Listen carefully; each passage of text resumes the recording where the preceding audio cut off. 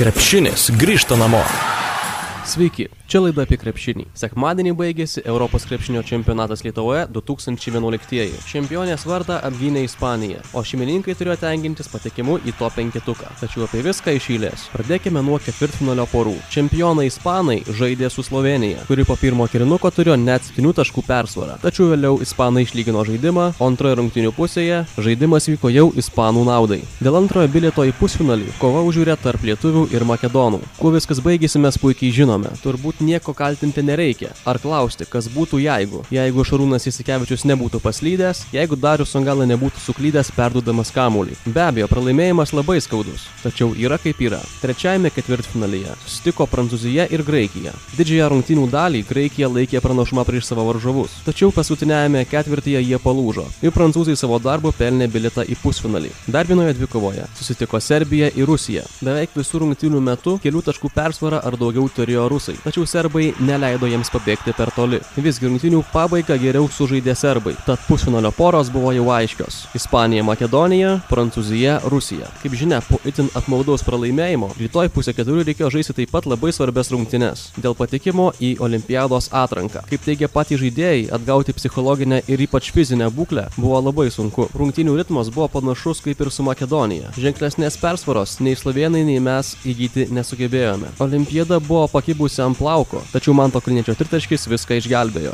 Kitas Europos čempionatas už 2 metų vyks būtent Slovėnijoje. Slovėnijos rinktinė jam gali pradėti ruoštis jau dabar, nes kitų metų vasara jai bus laisva. Kitose rungtynėse susikovė Serbija ir Graikija. Serbai atrodė visiškai palūžę ir po pirmo kėlinuko rezultatas kalbėjo už save. 34-8 Graikijos komandos naudai. Galbūt žaidėjai nesuprato šio mačo reikšmės. Taip, serbai vėliau prisvijo varžovus, tačiau Graikija šventė pergalę. Tai reiškia, jog jaunoji serbų karta patyrė visišką fiasko. Atvažiavusi čia kovoti dėl medalių, jie liko ne tik be jų, bet ir be olimpinio kelialapio. Maža to, pralaimėjimas skaudus ir dėl to, jog prieš 2 metus Lenkijoje Europos čempionate jie nusileido tik ispanams finale, o pernai pasaulio čempionate Turkijoje liko 4. Rungtynėse dėl 7 vietos Slovėnija serbus taip pat įveikė. Tačiau tai buvo rungtynės, kurios iš esmės nieko nereiškė. Rungtynės dėl 5 vietos buvo gražios akiai, nes abi rinktinės tiek Lietuva, tiek Graikija jau buvo užsitikrinusios vietą kitų metų Olimpiados atrankoje. Lietuvos krepšininkai gausiai susirinkusiems aistruoliams padovanojo paskutinėje pergalę. Tačiau ir ji buvo iškovota sunkiai. Graikai parodė, jog jų naujoji karta gali daug ir jų laimėjimai dar priešakyje. Žinoma, kartėlis išliko ir mums po pralaimėjimo ketvirtfinalyje ir turbūt jis liks amžinai. Tačiau bent jau iš dalies, jog tarp tiek daug komandų likome 5 vietoje. Krepšinis grįžta namo.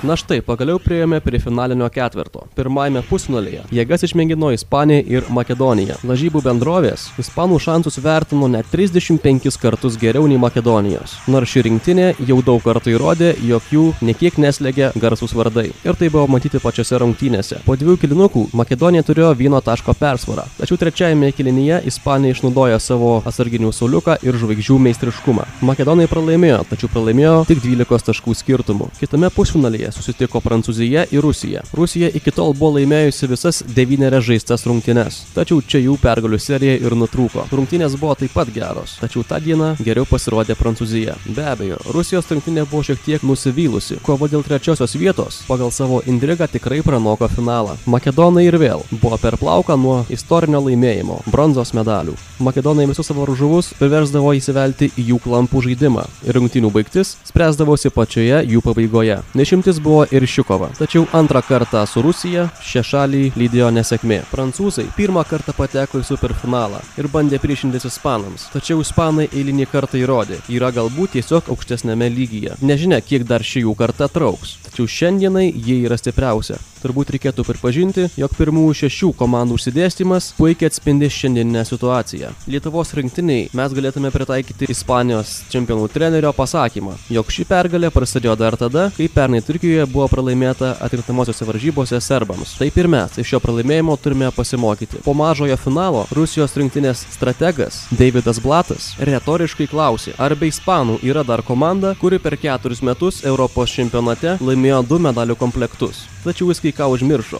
Tai Lietuva, kuri 2003 Švedijoje tapo Europos čempionais, o po 4 metų Ispanijoje pelnė bronzos medalius. Ar mūsų pasirodymą galima vadinti fiasko? Turbūt, kad ne. Šį terminą turbūt reikėtų taikyti tokia tokioms rinktinėms kaip Kroatija, Turkija, Serbija, Slovenija. O pergalės vis tiek, juk anksčiau ir vėliau, sugrįžta namo. Štai ir baigėsi beveik 3 savaičių trukęs maratonas. Baigėsi šventė, kurios daug metų laukia visa Lietuva. Pasak Dariaus Songailos, baigėsi tiek blogi, tiek ir geri dalykai. Šio čempionato reikšmė Lietuvai paaiškės turbūt šiek tiek vėliau, kai aistros nurims. Prisiminkime tai, kas buvo gero, o to buvo išties daug. Krepšinio šventė tikrai pavyko. Jeigu ne rinktinės pasiekimais, tai iš rinkėjų pusės tikrai taip. Išvardinome tas rinktinės, kurios patyrė fiasko, o kurios rinktinės maloniai nustebino. Žinoma, niekas prilygti tiesiog negali Makedonijai. Galima teigti visaip, tačiau faktas toks, jog ši komanda yra tarp 4 stipriausių Europoje. Suomių ir Gruzijos patekimas į kitą etapą, palyginus su Makedonijos pasiekimu, atrodo lyg smulkmena. Į geriausių žaidėjų penketuką pateko Pau Gazolis ir Juanas Carlos Navarro Ispanija, Tony Parkeris Prancūzija, greitas kaip Vijurkas Lesteris Bo Makalebas iš Makedonijos ir Andrejus Krilenka iš Rusijos rinktinės. Geriausio žaidėjo čempionato prizas taip pat įteiktas ispanui Juano Carlosui Navarro. Linkime ir toliau sekti krepšinio naujienas ir žaisti patiems. Jau baigėsi tik Europos čempionatas, tačiau prieš akis juk visas klubinis sezonas. Krepšinis grįžo namo ir iš čia viena ar kita prasme tikrai pasiliks. Specialiai radio stočiai FM 99 Balys Šmigelskas.